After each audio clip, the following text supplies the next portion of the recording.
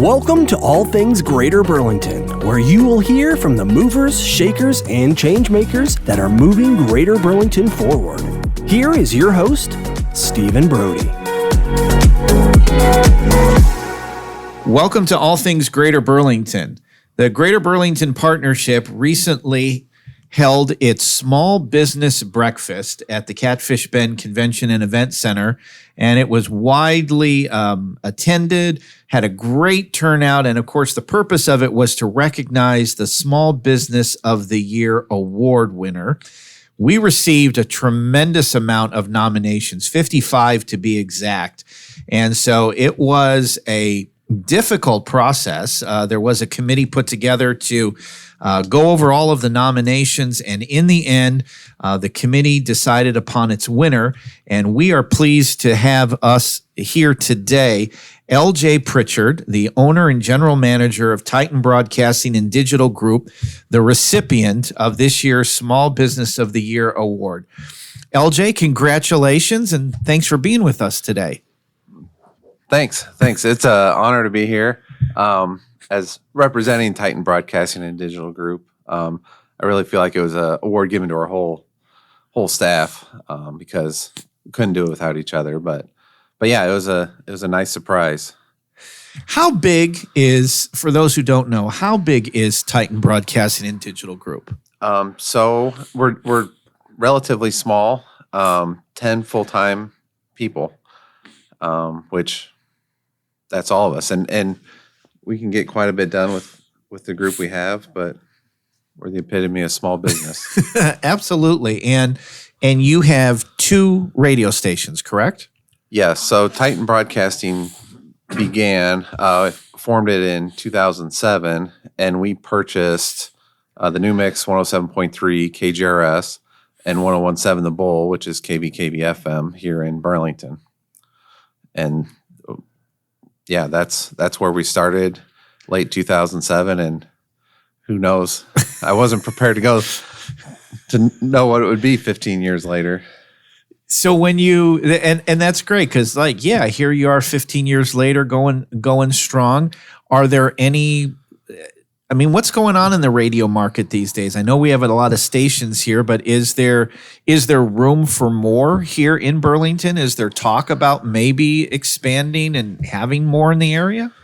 I don't think there's room for additional stations. They're all licensed by the FCC, and you'd have to get the FCC to open an additional license. There's a really boring explanation on how that works. But I think there's always the opportunity to be better as a radio station, and that's, I think, what we're focused on. When you are licensed by the FCC, what kind of oversight is there for them in checking in and seeing what you're doing as a station and making sure, I guess, you're doing everything that you're supposed to be doing?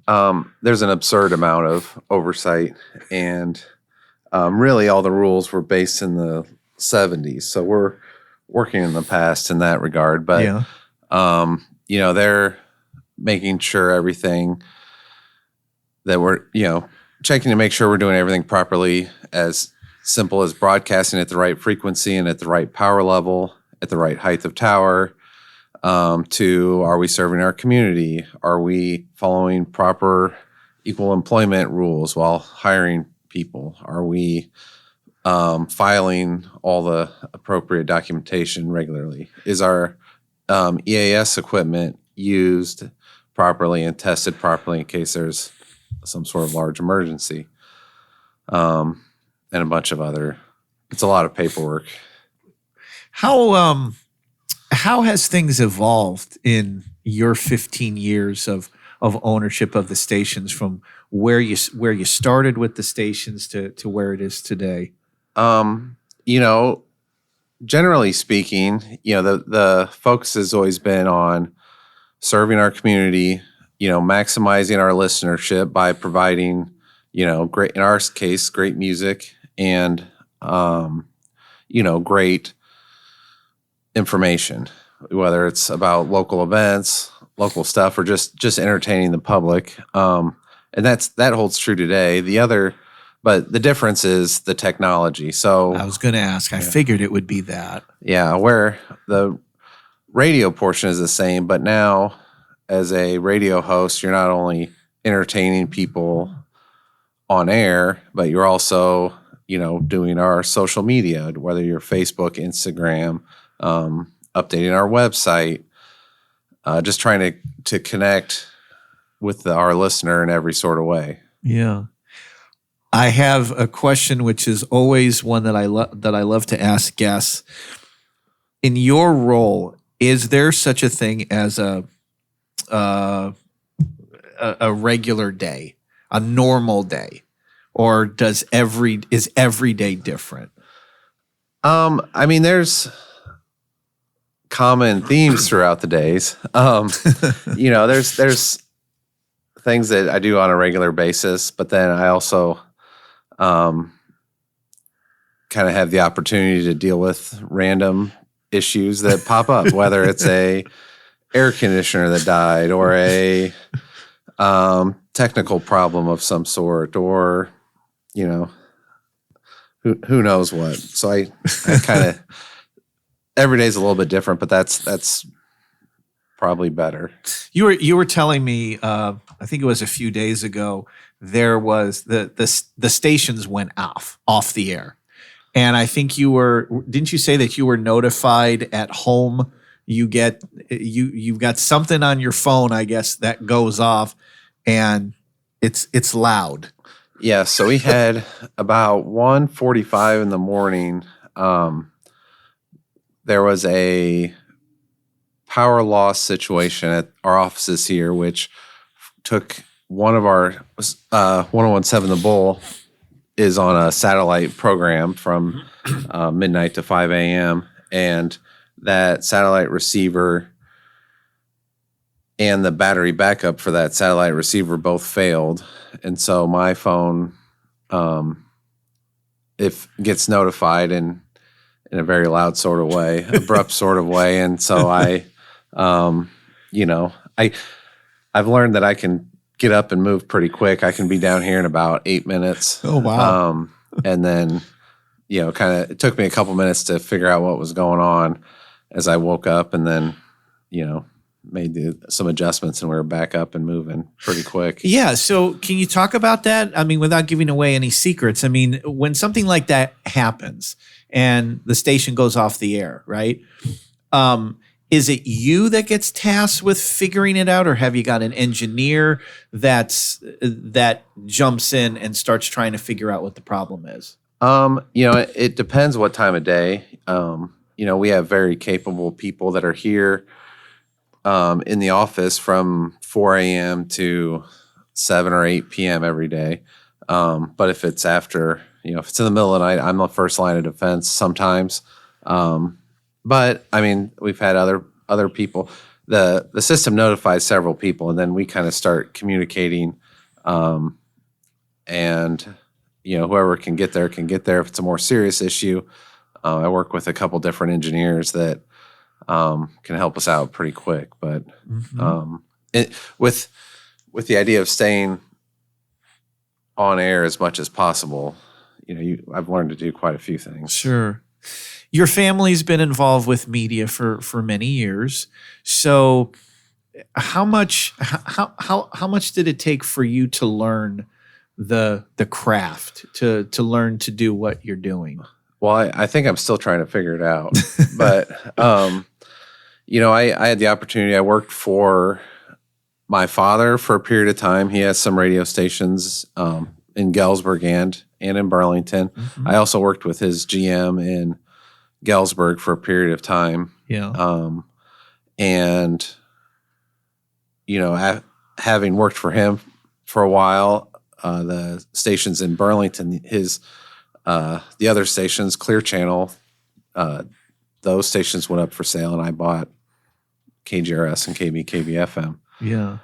And it's been a ride. Is there something, LJ, when you bought the business and you bought the radio station, did you have something in mind where it was, yeah, you know what, it's going fine, but I've got an idea. I've got maybe a different vision. Initially, no. The stations, when we took them over, they both had great listenership, where they were lacking more on the marketing side, where they weren't. Their sales staff was not terribly well trained on how to use radio to benefit other small businesses, which is kind of our bread and butter. Yeah. And so we focused on that for quite a while. Most of our great ideas don't come from me, come from my staff. And then about 3 years ago, as we kind of, on the sales side of things, really turned in more of a marketing consultant type scenario, where going and talking to a business, we're obviously talking to them about radio, but then what are some other things you can be doing in conjunction with radio that will help your business grow? Yeah. And that's kind of where we launched the digital group side of things. Yes. Where we work with a third party provider, but we kind of consult our clients on how we can help them and their online presence. And, that's having, there's a huge benefit for the client to only have to work with one person, us, and then we can help them direct their radio and all their digital stuff in the right direction.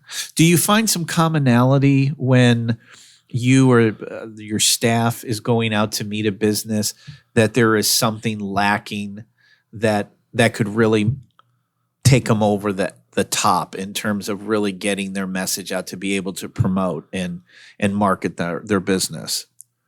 I wouldn't say there's ever necessarily a common theme, but and that's why we kind of have to have expert marketing consultants, because every business is different, what their goals is different, what they can use to get there is different. Yeah. So it's a little bit different. So the menu of options that you now make available by now having the digital group, can you talk about that, please? Sure. So we can do anything from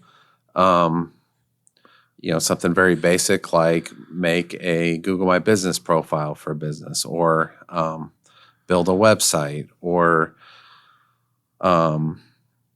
create a social media page or pages for them and manage them, or buy Google AdWords on behalf of a client, or do targeted display, or geofenced online ads. It's kind of incredible and almost scary, some of the things we can target with digital. We can do YouTube commercials. We can do programmatic audio commercials, where it's like radio but online. I would imagine you've got some really good testimonials also in terms of like a before and after. Like, we didn't have this, and thanks to the efforts of Titan, wow, look where we are now. Yeah, and we've had the opportunity to work with some clients for 15 years, or they were working with radio stations before then. And those relationships take a long time to build, but we have quite a few great ones out there. I know that technology changes. Is there anything else that changes where in the industry you need to constantly be educated on to stay up to speed? Yeah. So I'm also, now I'm the past president of the Iowa Broadcasters Association, which is a group of both radio and TV broadcasters across the state. And we're constantly putting on webinars throughout the year, whether it's marketing training or updates on legal issues or political issues that affect the broadcast industry. We also put on a seminar in Des Moines in person in June. That's a full day of training for, it could be for the programming side of things, or the sales side, or the engineering side. One of the big things, there's always political issues that come into play, and staying up to speed on those, and then making, sharing those resources is a big deal. Oh, sure. Do you primarily stay within Iowa, or are there conferences or anything that's in the Midwest that you go out to as well? I stay in Iowa for the most part, but we have a lobbying trip once a year in DC where we meet with our Iowa legislators. Oh, okay. All right. In DC. When you go out and you meet with them, what type of issues do you want to get in front of them? Well, they're current ones. There's the Local Radio Freedom Act, which is basically right now radio stations pay a fee to writers and songwriters and composers, and we pay a significant amount of money to them. Who we currently aren't taxed by is the performers, and the performers are lobbying to change that, saying that we are benefiting from their performances, whereas 20 years ago Congress made it illegal for performers to pay radio stations to play their music, and now that tide has turned. So that's a big one. There's a lot of stuff going on in the TV world as far as like retransmission consent, and that's the basics of that are that I don't know, depending on what Congress we're in, they either do want or don't want Congress involved in negotiations for, let's say, Mediacom to rebroadcast KWQC out of the Quad Cities. Sure. There's some C-band things. There's a lot of 5G network things going on right now. Is the conversion to 5G having much of an impact in the radio markets? Yes. So, well, and more so in the TV, they shrunk down the portion of the radio frequencies available for television so that they could basically offer more of that up for 5G, which is a massive undertaking that took 3 years and a couple $1 billion. Yeah. And I'm sure they're going to be making adjustments with radio moving forward. Other issues are broadcast ownership changes that the FCC is supposed to rule on regularly, but they have failed to do so for the last 8 years. Does that have to do with monopolies? Does that have to do with people owning too many stations? To some degree. So the rules that we currently working under, and TV and actually newspaper did up until a couple years ago, was the government determined by market size. Originally you could have one station or two, an AM and an FM, or 3 stations, or you couldn't co-own radio and TV or newspaper. Those 3 entities couldn't be co-owned because the idea was pre-internet, they wanted multiple sources of information for a community. The argument now is that they can loosen up on some of those because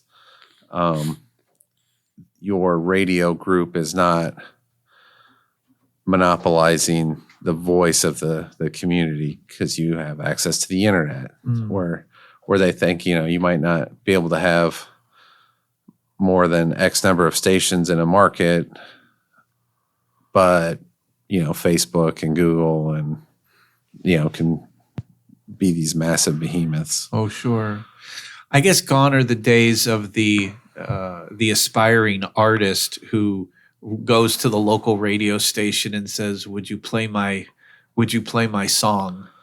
I think so, but if it's somebody local in town, we'll bring them in and have an interview with them and talk to them. Or if we kind of make sure we're playing the songs of the artists that are coming to the Tri-State Rodeo, or that were coming to Steamboat Days, or if it made sense. But we go a little heavier with those just to kind of support our community and those events. Yeah.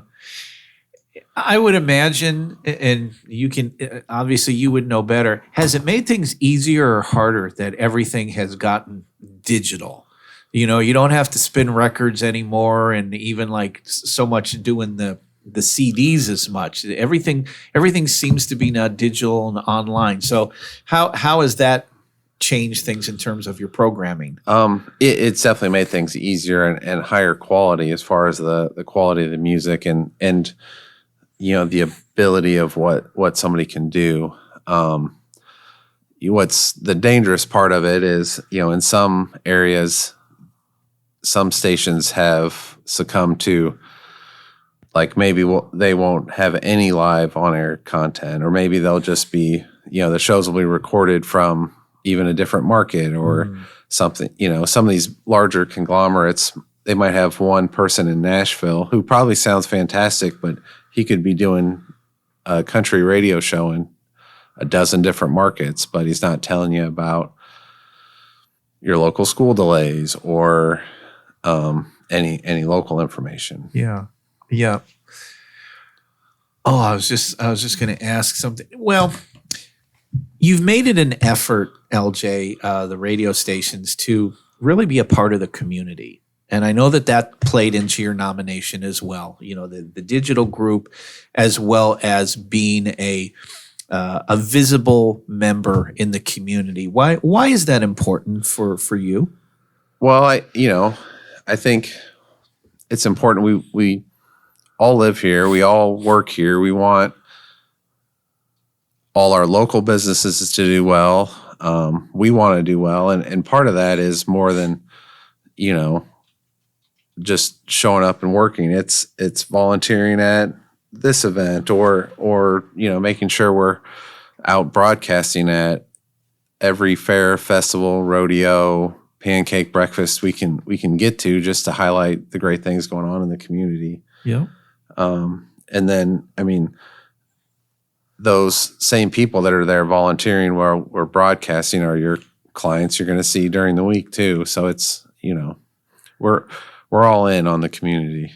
Well, and it shows because you offer your time, you offer your talent, you offer your funding as well. You've been a generous sponsor of events throughout the community, and you also have staff members who give of themselves serving on boards and different organizations in town as well. Yeah, we have a great group of people that represent us very well in the community. And, we could spend the next 20 minutes talking about every single person and board they're on. And the great thing is, some of our newer staff members are very eager to get involved as well, which is nice. Oh yeah, absolutely. Is there anything in the works that you can share, or is it just we would just want to keep doing what we're doing? I think we're always trying to provide great resources for our clients, do great things for the community.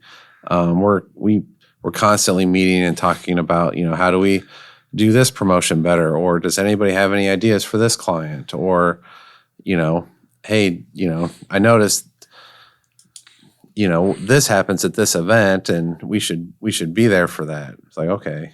So we're always trying to do what we're doing better. And the nice thing is, being small, locally owned, that we can try those things, and if they work out, great. If they don't, we'll just try something else. Absolutely. Well, and I'd be remiss if I didn't have you talk about the 69-cent sale that you do. That is hugely popular. Yeah, that's a good promotion we do in the first quarter. The basics of that are, we partner with, local area businesses, and we show up at their place of business for a 2-hour time period and sell gift certificates to their location for 69% of retail value. Mm-hmm. And the client then gets that amount of the full 100% value in advertising on the radio. So it's something cool to do in the first quarter when it's a little cold out, a little slower out, and it gives opportunities to certain clients that may not have the huge radio budget to get in and do something. Well, I know that is very popular, and what's as equally, if not more, is then when you have, and I'm going to say it wrong, but it's basically your leftover week where you have all the ones that are left over, and you have folks that camp out here on the third floor outside of your offices waiting to get those. I mean, it's amazing. I'm just one floor below, but I'd have to get here like at 6:30 in the morning, if not earlier, to get in line to try to get some of those items. Yeah. So our 69-cent sale, blowout sale. We sale. Do that always, typically the last Friday in March. And it's a way for us to sell either some certificates we didn't sell at a previous sale, or usually a lot of clients will throw additional gift certificates in, or maybe clients that we couldn't figure out a date for them to participate in their own sale will throw some stuff in. And it's fun. It's a wild morning, but it's a great way to save money. We have people come buy quite a few things, and it's also a way to try new restaurants, new places at a discount, which hopefully they'll love and go back. Well, and this year I forgot when that sale was because I showed up that morning and I could not find a place to park, and I'm thinking, what is going on here? Till I saw some people finally walking out of the building. I went, oh, it must be this that's going on. So yeah, how long have you been doing that? How many years? I think we were doing it in some form or another since probably 2009. Yeah. And it's grown and grown and grown. And we've, fine-tuned it a little bit and learned how to best promote it. And it seems to be going well. It keeps growing every year and hopefully continues to. Well, and speaking of promotions, the other thing that you do really well is Restaurant Week. That's another thing that's a great way to highlight and spotlight great restaurants in the area, and then you get community involvement and input on that, don't you? Yeah, that's a really fun one. I'm a huge fan of food. That helps, right? That helps. But yeah, it's a way for, we started that. That's only been maybe we've done it for 5 years. But as a way, restaurants are typically slower, at least the feedback we got, a little bit slow in that, first 2 or 3 weeks when school starts back up. So mid to late September. And we're like, well, how can we help our clients out? And we put together Restaurant Week, which kind of showcases specials from local restaurants or, their tried and true favorites. And, we try to encourage people to get out and support all the local restaurants and eat some good food, and then everybody can vote and say, hey, this place had the best drink special, or this place had the best dessert, or this had the best pork, and everybody votes online, and we give out some awards, and that's a fun one. Yeah, we've been very fortunate at the partnership to be able to partner with you on that and be able to present those. And then we give the winners an enhanced listing in our community guide as well, just to further spotlight, their accomplishment and their food. And it's given me an opportunity to go check out some restaurants that I hadn't normally done as well. Yeah, it's fun to get out and try new things. No, that's great.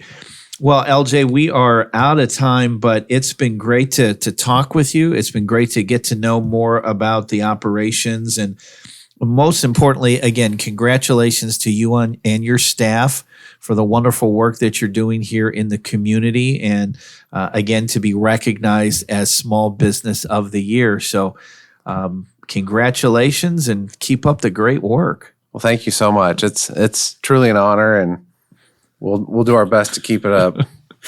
Well, we thank you so much for listening today. Don't forget to like and subscribe on all the platforms that we are on. And please give us a call at the Greater Burlington Partnership if you have any ideas on future guests. Until then, thanks. We'll see you next time on All Things Greater Burlington.